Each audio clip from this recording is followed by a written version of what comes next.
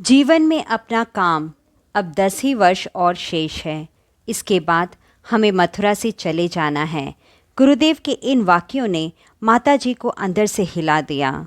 उनके चेहरे पर साफ साफ चिंता की रेखाएं दिखाई देने लगीं। वह विचलित सी हो गईं। गुरुदेव ने उन्हें संभालते हुए कहा कि चिंता मत करो। जिस तरह से हमने अपना दायित्व ईश्वर को सौंप दिया है, ठीक वैसे ही हमें अपने बच्चों का दायित्व भी ईश्वर को सौंप देना चाहिए। पिछले वीडियो में हमने जाना कि गुरुदेव अज्ञातवास से आने के बाद गायत्री की पंचकोशीय साधना पर बल देने लगे। उनका कहना था, हम साधारण साधना से हम प्रारंभिक स्तर तक पहुंच गए हैं। अब उच्च स्तर तक पहुंचने के लिए हमें पंचकोशीय साधना करनी चाहिए। इसके लिए एक गोष्ठी भी रखी गई। उस गोष्ठी में गुरुदेव ने कहा कि गायत्री परिवार का पुनर्गठन किया जाना है। अब उन्हीं लोगों को इस संगठन में शामिल किया जाएगा जो साधना और सेवा की कसौटी पर खरे होंगे। उन्होंने कार्यकर्ता को निर्देश दिया कि सभी साधकों को पत्र लिखा जाए, उनके व्यक्तित्व के बारे में पूरी जानकारी मंगाई जाए, साथ ही साथ उनकी कुंडली भी मंगवाई जाए। यह बात सुनने के बाद किसी कार्यकर्ता ने गुरुदेव से पूछा कि कुंडली मंगाने से क्या हम अंधविश्वास को बढ़ावा नहीं देंगे? तो गुरुदेव ने कहा कि अगर व्यक्ति सामने हो तो हम उसके व्यक्तित्व के बारे में कुछ जान सकते हैं, समझ सकते हैं, पर व्यक्ति सामने नहीं है। कुंडली की सहायता से ही हम साधक की आत्मिक स्थिति के बारे में अनुमान लगा सकते हैं। गुरुदेव ने यह भी निश्चित किया कि अब गायत्री परिवार में कोई भी चुनाव नहीं होगा, क्योंकि चुनाव ईर्ष्या, द्वेष और अहंकार को बढ़ाता है। हम स्थानीय लोगों में से ही किसी का चयन करेंगे और यह चयन केंद्र द्वारा किया जाएगा। विभिन्न शाखाओं के संचालन के लिए केंद्र द्वारा ही प्रतिनिधि का चुनाव किया जाएगा। संगठन के बारे में चर्चा करने के बाद आचार्य श्री ने उच्च स्तरीय साधना के बारे में चर्चा प्रारंभ कर दी।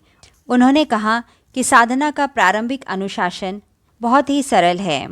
सप्ताह में एक दिन आस्वाद व्रत और मौन संयम, स्वाध्याय और प्राणायाम, इन अनुशासन से साधक अन्न, प्राण और मनोमय कोश के द्वार पर दस्तक दे सकता है। इसके बाद जितने भी व्यक्ति संपर्क में आ रहे हैं उनके प्रति अनुग्रह और कृतज्ञता का भाव मानना है। ध्यान के समय अपने आप को एक शिशु की तरह समझना है जो कि गायत्री माता की गोद में है। आचार्य श्री ने प्राण आकर्षण प्राणायाम के बारे में भी समझाते हुए कहा है कि साधक को पालथी मारकर बैठना है और उसके बाद मन में प्रसन्नता का भाव लाए, होठों पर हल्की सी मुस्कान रहे और यह भाव करना है कि आसपास सफ़ेद बादलों की तरह प्राण लहरा रहे हैं।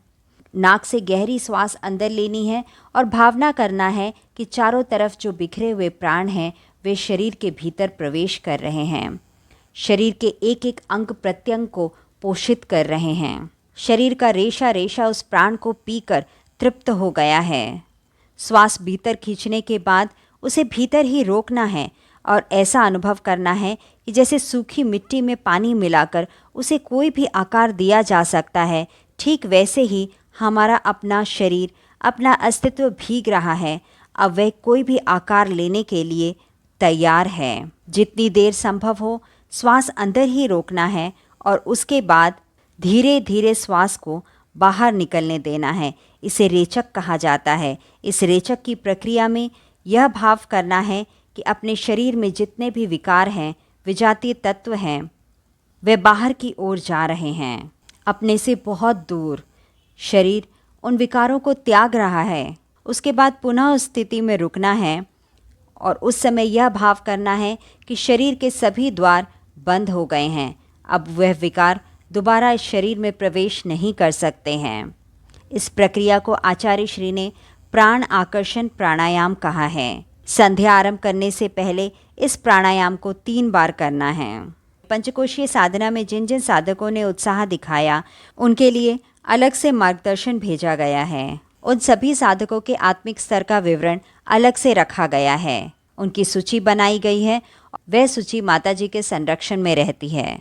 इस तरह गुरुदेव ने मथुरा से रवाना होने से पहले साधकों की चेतना को शिखर तक पहुंचाने का कार्य उच्च स्तरीय साधना यानी पंचकोशीय साधना के माध्यम से संपन्न किया। धन्यवाद।